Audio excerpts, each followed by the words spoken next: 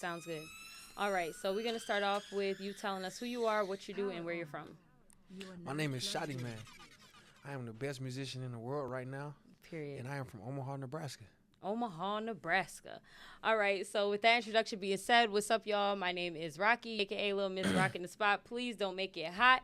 And today we are plugged in with Shaudie Man. So he says he's the best rapper out right now, and I don't know, I might believe him because you know the beauty of this interview is that we actually are kind of really getting to know each other for the first time, right? Like I just met you like last week at your Wizard Kelly World Tour. Yes, ma'am. Yes, congratulations on a beautiful night. Thank it was you. excellent. For sure. Thank you for having me as an MC. Also, you did your shit. Thank you. And also, congratulations on 100K on Instagram. I see that's a milestone that you hit, right? It is. I got 100K on Spotify loading. Next. Wow. Yes. Next. Big accomplishments here on the way. So can you tell us what was the road like to get to the Shaudie Man that we see here today, right? Because I'm just now meeting you, but it seemed like you got it all together. You got your following behind you. You got your world tour, the themes and everything's going on. So how did we get here to the Shaudie Man that we see today? It was a process, a beautiful one to say the least. I would say that I got here 4 years ago. That's kind of when I took it serious. You know what I'm saying? I always loved music. I've been creating since I was 16. Okay. My first song was a diss song to my basketball coach. Called him bald, told him his baby was ugly, said I'd fuck his wife, all type of shit. Wait a minute. Wait. Let's. Yeah, he's fine. We can curse. Yeah. But so hold on. Let's take it back. Why did you diss the basketball coach? It's because he lined up everybody on the team and had them niggas vote me off the team. Oh. Yeah. You think they was conspiring against you?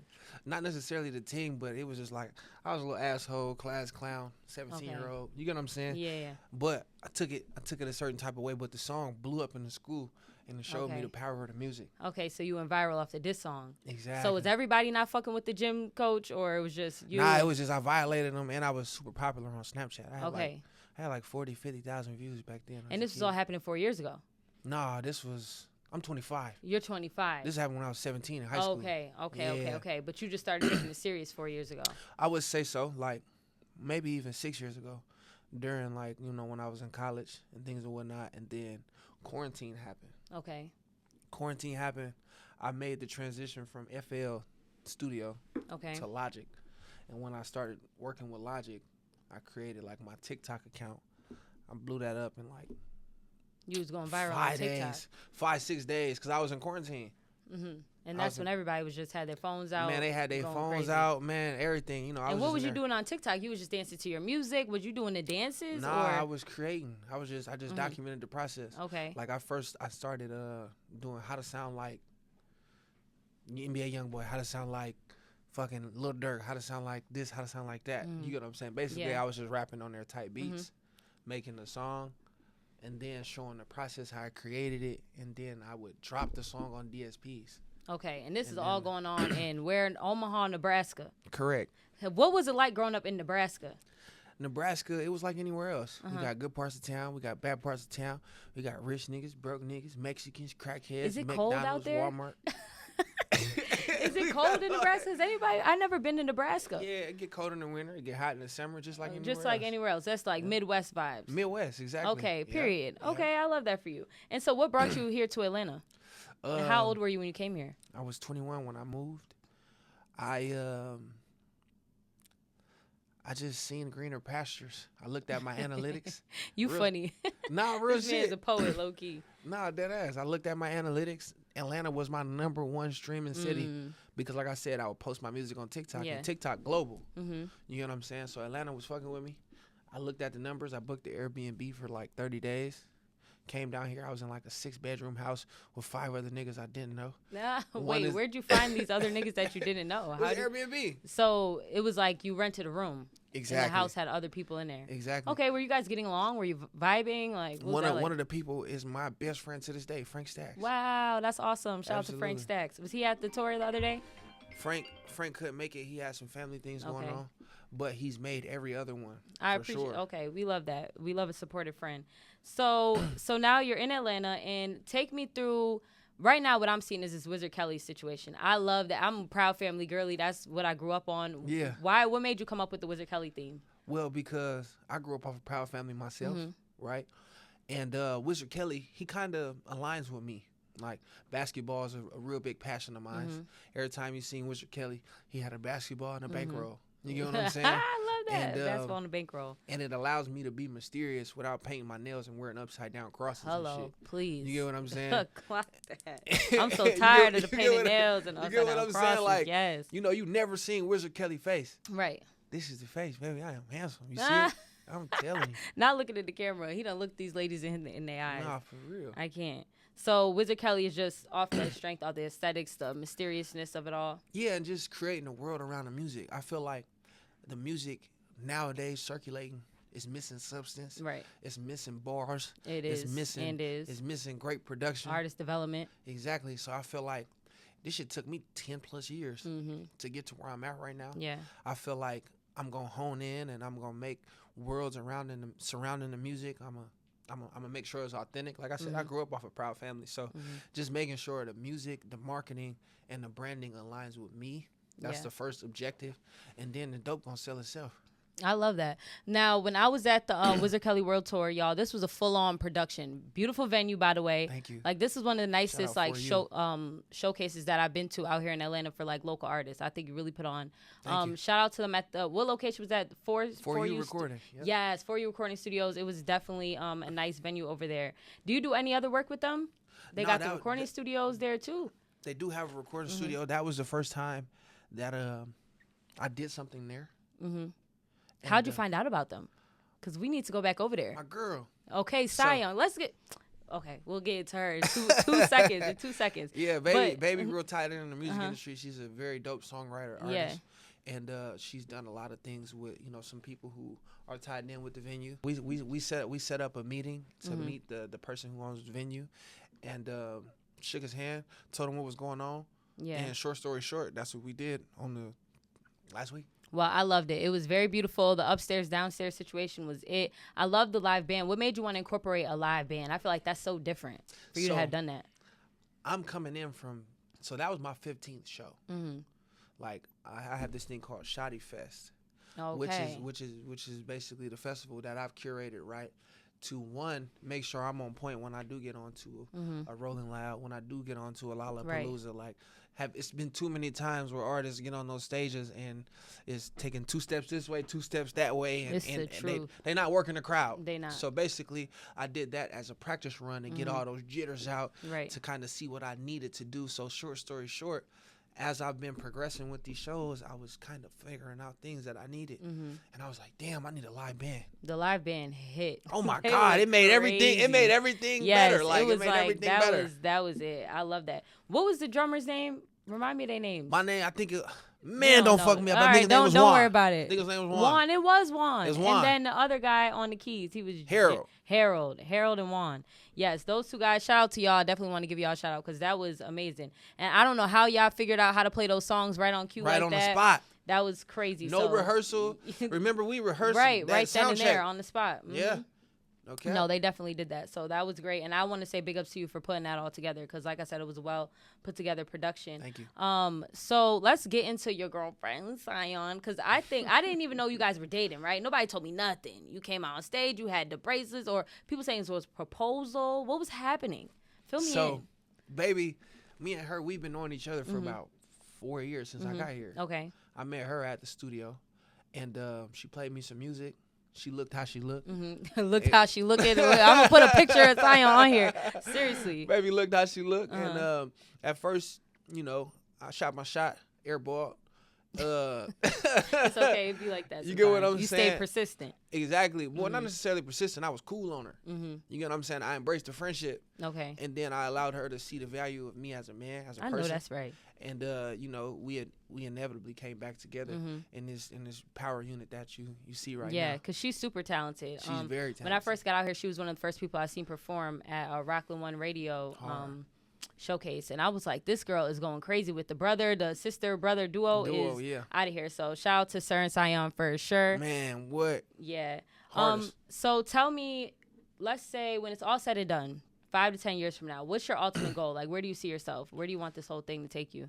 I see myself being a mogul. I see myself actually in film. I actually plan on retiring at 30.